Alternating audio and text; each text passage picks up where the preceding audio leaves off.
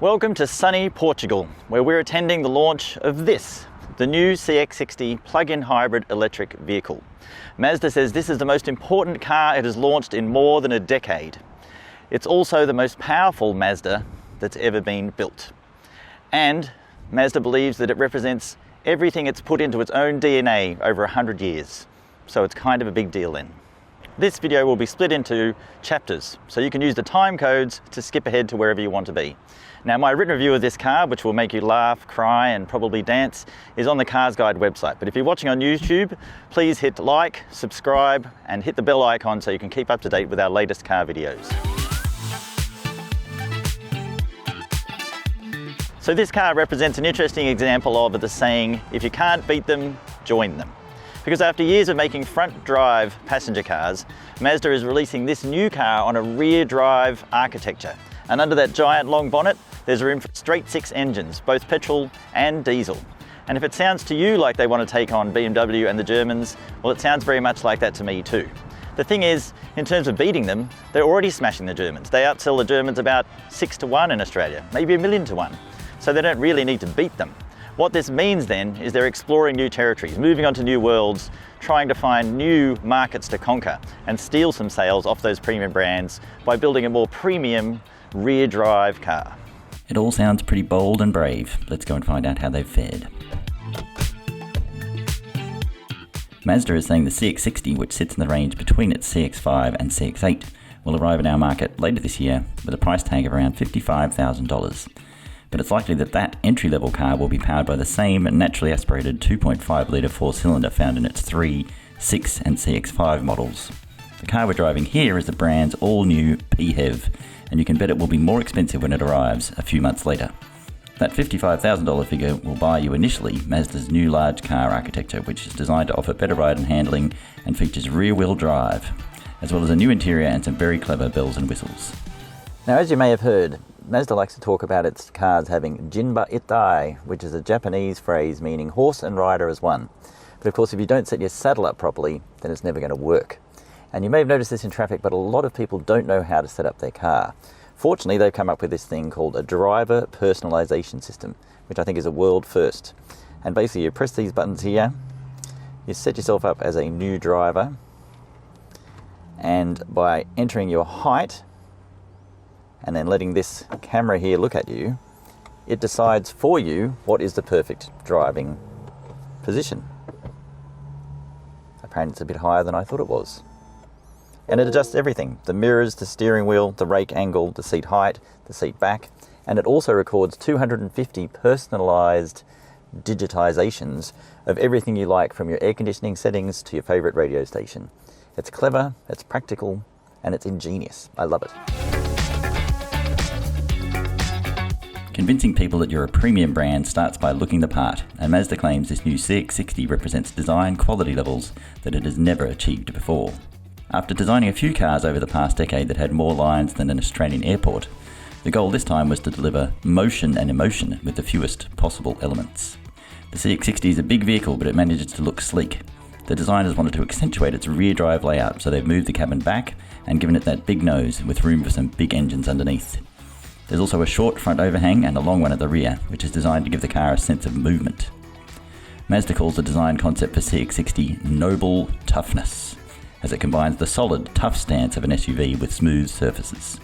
I think it looks pretty good, a kind of Japanese Jaguar F-Pace. In terms of the interior, I need to point out that what we're driving here are pre-production models, and we were shown some photos of some very nice design elements they'll be rolling out, including real maple wood panels, chrome detailing, and a kimono-inspired textile on the door panels. Those features will come in later models and will feature a Takumi package. At this stage, the trim feels like pretty standard Mazda fare, but it will be improved. On the plus side, it's definitely a spacious and airy cabin with plenty of head and shoulder room, significantly more than in a CX-5, and lots of space in the rear seats for adults too. The wide instrument panel accentuates the width of the car visually, while you also get a large and excellent head-up display. The CX-60 is 4,745mm long, 1,890mm wide, 1,680mm high, and has a 2,870mm wheelbase. The boot has a 570 litre capacity, increasing to 1,148 litres with the rear seats folded flat, and 1,726 litres if you load it all the way to the ceiling. The eSkyActiv PHEV is Mazda's first crack at a plug-in hybrid system and uses a 2.5 litre 4-cylinder direct injection petrol engine plus a 100 kilowatt electric motor and a 17.8 kilowatt hour lithium ion battery, which is good for more than 60 kilometres of EV-only driving range. The combined outputs are 241 kilowatts and 500 newton meters of torque, making this the most powerful production Mazda ever. All that power is delivered through an also entirely new 8-speed automatic gearbox, which has a multiple plate wet clutch instead of a torque converter, and is all about improving fuel economy. The CX-60 can sprint from 0 to 100 km an hour in 5.8 seconds and onto a top speed of 200 km an hour. So, because we were told that the CX-60 is the most powerful Mazda ever released into the wild, I was expecting something quite exciting. But all of that grunt does have to power along a vehicle that weighs more than 2 tons. And in the less exciting modes, the non-sporty ones, it does feel like it struggles a bit, or at the very least, it's not exciting. Being a PHEV, it starts up in EV-only mode, and I've come to expect a bit of surge, a bit of excitement, a bit of instant acceleration and torque from EVs, but it's not quite there in this car. The EV mode's a bit hesitant. There's a kind of break between when you press the throttle and something happening. It also makes a strange kind of noise, like a, oh, do I have to? Kind of moan, which is odd. And it also makes a whistling, kind of sucking, blowing sound. It's all a bit strange. But if you poke your throttle a bit harder, or switch it into normal mode, then the engine kicks in and out as well. Now, again, that's not as seamless or as flawless as it was with some other PHEVs. I'm thinking of the latest Lexus version, which is quite impressive. You can drive around 60 kilometers in EV-only mode, but I don't think I would, because I'd poke the throttle too often and off it would go. So in normal and EV mode, it's okay, but it certainly doesn't feel like the most exciting or most powerful Mazda ever. Fortunately, if you flick it into sport mode, there is a lot of fun hiding there. Now, in EV only mode and normal mode, the fact that you can hear the engine kicking out and kind of hear the transmission thinking about what it's supposed to be doing is a bit distracting. It's not as premium as the rest of the car is supposed to feel. But once you go into sport, the screen turns red, the engine suddenly feels more alive and more likely to go when you push it, and it feels like an entirely different car. I have to say that personally I would drive it in sport all the time, which kind of negates the idea of buying a PHEV. But it's much more fun. And when you're in that sport mode, I can believe the power figures, and I can pretty much go with a claim of 0 to 100 in 5.8. It's also very easy to overtake on the highway, where it can be very smooth and very quiet. It's strange how it can be coarse and unpremium at some speeds, and particularly in those lower settings. But in sport, it really does become a different car. And what that makes me think is that when they put the straight six in this, and it's rear drive only, and becomes the car I think they wanted it to be, it's going to be quite special. But for now, it feels like this engine is not quite as exciting as you might think, or as they might have hoped it would be. It's strange to launch it with this engine when the straight six that's so obviously built to fit under that bonnet would be much more exciting. But still, for Mazda, particularly in Australia, it's their first plug-in hybrid EV offering, and there's certainly more and more development. And there's certainly plenty of excitement about things like that in Australia. Mazda say that they think that PHEVs might be the bridge that Australians need to get used to driving EVs. At least it gives you that experience of driving them. You get used to the silence and the torque and all of the nice things about it. You get used to plugging your car in, but you never have to worry about running out of fuel. So a PHEV like this might be a useful lift to our turgid attitude to buying EVs. In terms of ride and handling, it really is a premium offering.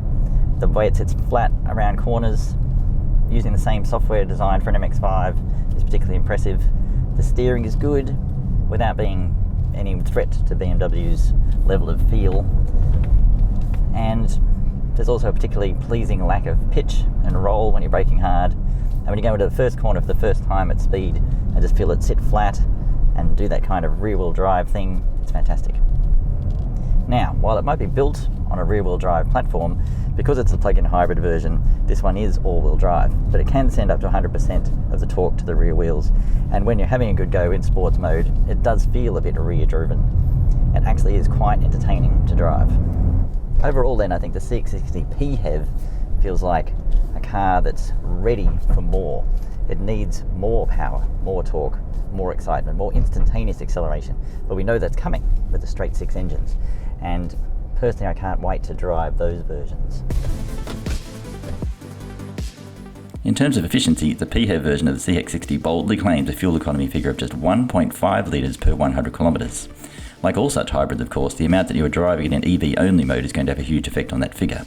Over around 150 kilometres of driving, some of it quite enthusiastic, we saw a figure starting in the mid-5s and then dropping into the 4s when I stuck with EV mode for a while. By journey's end, however, I had emptied the battery's charge and I ended up with an overall figure of 5.4 litres per 100 kilometres, which is still pretty good for a car this size, and probably more realistic than the claimed number. You can expect Mazda to offer its usual 5-year unlimited kilometre warranty on the CX-60, but obviously this will be confirmed closer to it going on sale. The CX-60 is yet to be crash tested, but it is targeting a Euro NCAP 5-star safety rating. It gets a suite of eye-active sense driver supporting safety technologies, including turn-across, traffic assist, SBSR pedestrian detection, emergency lane keeping, eye-adaptive cruise control, and BSM vehicle exit warning. It also comes with a new trick called see-through view, described as the next generation of 360-degree view monitors. Basically, the front and rear of the car become slightly opaque on the screen, and you can see through them to make close parking moves easier. So there you have it. The Mazda CX-60 PHEV, the most important car for Mazda for a very long time, and one that should have the Germans shifting uncomfortably in their very large office chairs, particularly when the new straight six engines finally arrive in Australia. For a long time, it's been impossible to get this level of design, comfort and technology without paying a premium price to a premium brand. But now it seems possible that you'll be able to get it with a Mazda badge at a more Mazda price. We'll just have to wait and see what it's like to drive when we get it on Aussie roads. So watch out for that review. And remember to follow CarsGuide to keep up with all of the latest car news.